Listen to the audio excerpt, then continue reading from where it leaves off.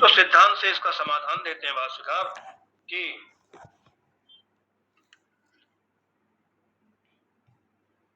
जैसे लोक में कोई भी पदार्थ जो प्रत्यक्ष प्रमाण से जाना जाता है, तो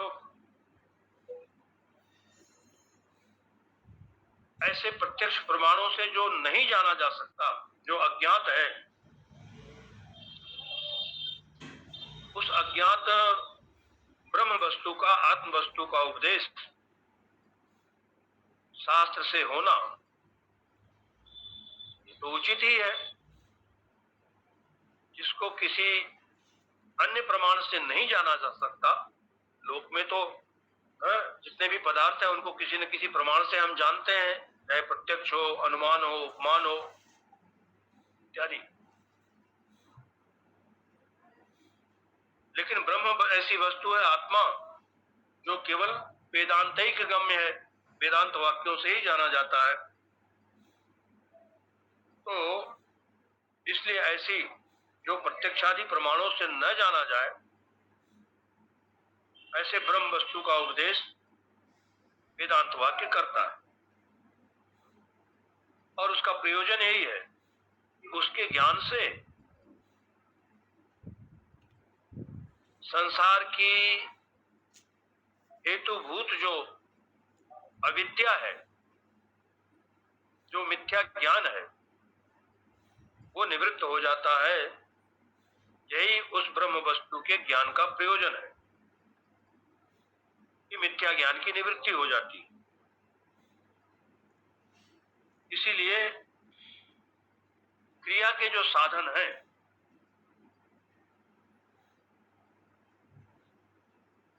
तो क्रिया के साधनभूत जितने भी जो भी वस्तु है, वो भी सिद्ध वस्तु के उपदेश के समान ही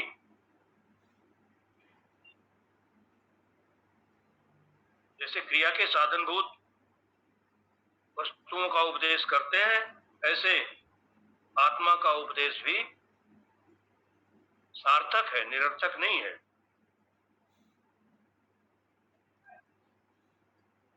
इसमें भाष्यकार उदाहरण देते हैं, ब्राह्मणों न हंतव्य, मतलब ब्राह्मण की हिंसा नहीं करनी चाहिए। इसमें कोई क्रिया नहीं है। ये श्रुति निवृत्ति का ही उपदेश कर रही है, और वो निवृत्ति न तो क्रिया है, न ही क्रिया का कोई साधन है। तो यदि क्रिया को नहीं बतलाने वाले वाक्य, जैसा पूर्वादि ने सबसे पहले आक्षेप उठाया था, आमनायस्य क्रियार्थत्वात् अनर्थक्यम अतदर्थानाम, मतलब जितने भी वेदांत वाक्य हैं, वेद के मंत्र हैं, वो सब क्रियार्थक है। क्रिया में ही उनका प्रयोजन है, उनकी सार्थकता है। और जो अतदर्थानाम अनर्थक्यम, जो क्रिया का उपदेश नहीं करते, वो ऐसे वेद वाक्य निरर्थक है। ऐसा जो कहा था कि क्रिया को न बतलाने वाले, न कहने वाले जो वाक्य हैं वो अनर्थक हैं, तो ब्राह्मणों न हंतव्य, ये जो निवृत्ति परक उपदेश है, ये तो व्यर्थ हो जाएगा, क्योंकि इसमें न कोई क्रिया है, न कोई क्रिया का साधन ही है। अब चूंकि ऐसा इष्ट नहीं है, इसीलिए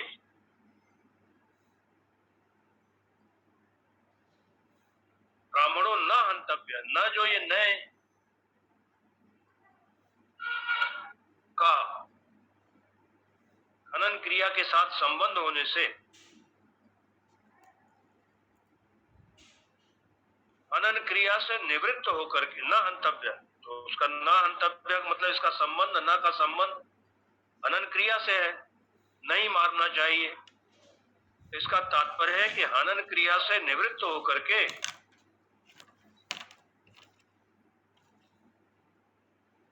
उदासीनता को प्राप्त हो जाए। तो उदासीनता के अतिरिक्त और किसी क्रिया की कल्पना वहां नहीं की जा सकती है। मतलब और किसी क्रिया की प्राप्ति इस वाक्य से नहीं होती है, ब्राह्मणों न हंतव्य। इसका एकमात्र तात्पर्य है हनन क्रिया से निवृत्त हो जाना। और नए का ये स्वभाव ही है कि जो अपने संबंधी पदार्थों के अभाव का ज्ञान कराता है। तो अभाव ज्ञान ही उदासीनता का कारण है।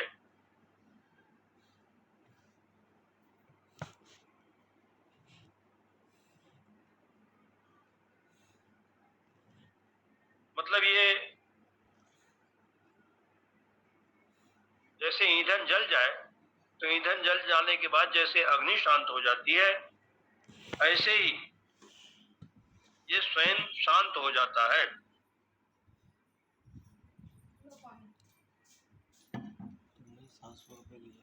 इसीलिए ब्राह्मणों न हंतव्य। भाई मैंने कुछ नहीं लिया, हमने ये हाँ इन स्थलों में जो निषेध है, क्योंकि हनन क्रिया रागता प्राप्त है, उसकी निवृत्ति करा करके उदासीनता को प्राप्त कर लेना, यही न हंतव्य, ये नए प्रसिद्ध का अर्थ ऐसा ही है,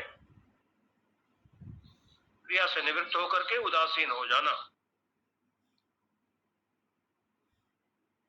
तो और जो पूर्ववादी ने पहले, ये मीमांसक ने आक्षेप किया था कि सर्वत्र वेद वाक्यों में कर्तव्य विधि के साथ, जहां कर्तव्य विधि है उसके साथ यदि कोई संबंध नहीं होता है किसी वस्तु का, मतलब जिस वस्तु का भी वर्णन कर रहे हैं, यदि उसका संबंध किसी क्रिया से नहीं होता, किसी कर्तव्य विधि से नहीं होता है, तो वो तो अनर्थक है। अनर्थक्यम अतदर्था नाम, जैसे कहते हैं सप्त दीपा च मेदिनी, सप्त दीपा वसुमती, ये 7 द्वीपों वाली पृथ्वी है, ये जैसे अनर्थक है।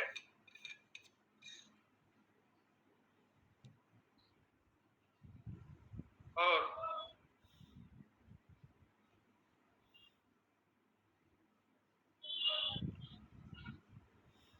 अब इसमें कोई विधि तो है नहीं, कोई क्रिया तो है नहीं, सब 7 द्वीपों वाली पृथ्वी है, केवल वस्तु मात्र का कथन है।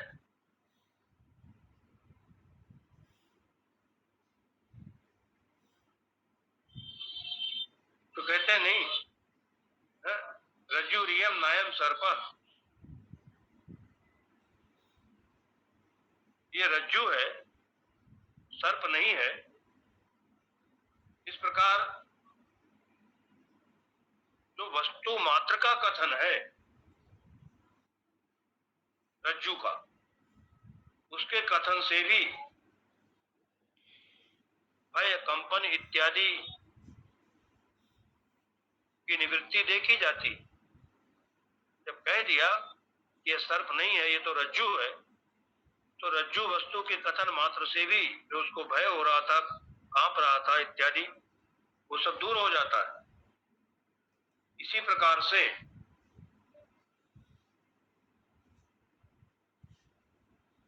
कर्तव्य विधि के साथ संबंध बगैर जो वेद वाक्य है वो अनर्थक है। इस तरह से उसका तो अनर्थक नहीं है, उनका भी प्रयोजन देखा जाता है। इस प्रकार से भाष्यकार ने उसका परिहार किया हुआ है। अब पूर्ववादी कहता है लेकिन जो श्रुतियों में जिसको ब्रह्म कहा और उस ब्रह्म का जिसको बोध हुआ,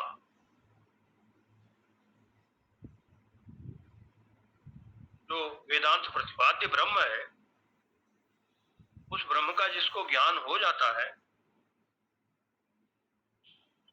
तो ऐसे ज्ञानी पुरुष में भी पहले के समान ही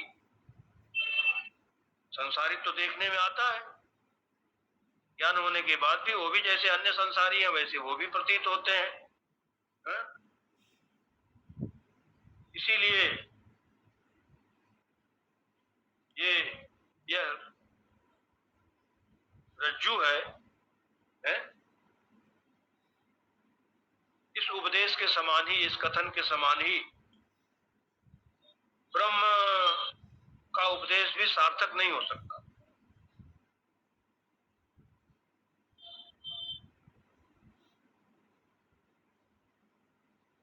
इसका समाधान भाष्यकार करते हैं कि देखो इस आक्षेप का, मैं ब्रह्म हूं, हम ब्रह्मास्मि, इस प्रकार से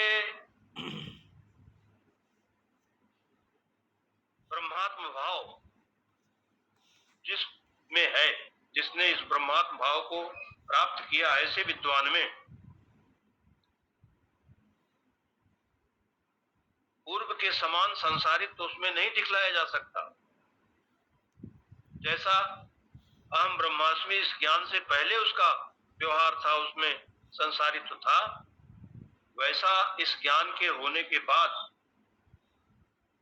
जब वो स्वयं ब्रह्म भाव में हो गया, अहम ब्रह्मास्मि, तो फिर उसमें संसारित्व नहीं बतलाया जा सकता, नहीं दिखलाया जा सकता है, क्योंकि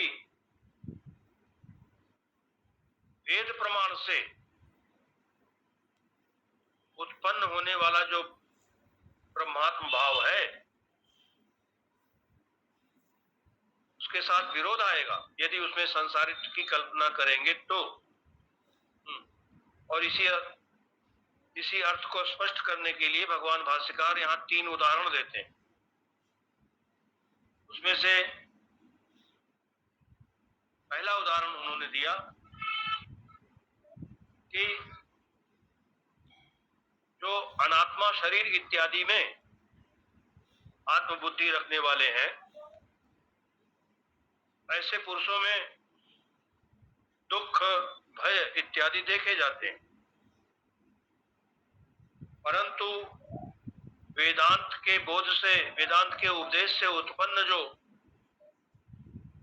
ब्रह्मात्म भाव है, उस ब्रह्मात्म भाव को जब जान गए, उसका ज्ञान हुआ, तो फिर देहात्म बुद्धि निवृत्त हो जाती है, समाप्त हो जाती है, फिर देहात्म बुद्धि नहीं रह जाती ब्रह्मात्म भाव का बोध होने के बाद। तो जब देहात्म बुद्धि नहीं रही तो देह के धर्म जो हैं, दुख, भय इत्यादि, वो भी उसमें नहीं रह जाते।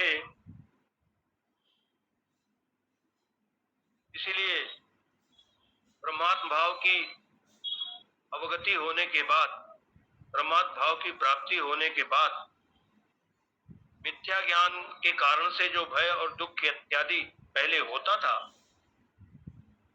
वो ब्रह्मविद में भी होते हैं, ब्रह्मज्ञानी में भी वो भय इत्यादि होते हैं, ऐसी कल्पना नहीं कर सकते हैं। मतलब ब्रह्मज्ञानी में संसारित्व की कल्पना उपयुक्त नहीं है, ऐसी कल्पना नहीं की जा सकती है, क्योंकि वो तो जब तक देहात्म बुद्धि थी तभी तक वो सब थे, देह के धर्म। जब देहात्म बुद्धि ही नहीं रही, ब्रह्मात्म भाव में स्थिति हो गई, तो ब्रह्मात्म भाव का बोध जब हो गया कि मैं ब्रह्म हूं, तो फिर वो देहात्म धर्म उसमें कैसे रह सकते हैं। और दूसरा उदाहरण भगवान शंकराचार्य जी ने दिया कि जो कोई धनी व्यक्ति है, धन का अभिमानी, मैं धनी हूं, ऐसे धनी गृहस्थ को जब उसका धन लुट जाता है, चोरी हो जाता है, तो उसको दुख होता है। धन के चले जाने से उसको दुख होते देखा गया है, जो धन का अभिमान वाला है? लेकिन जिसने उस धनाभिमान को छोड़ दिया,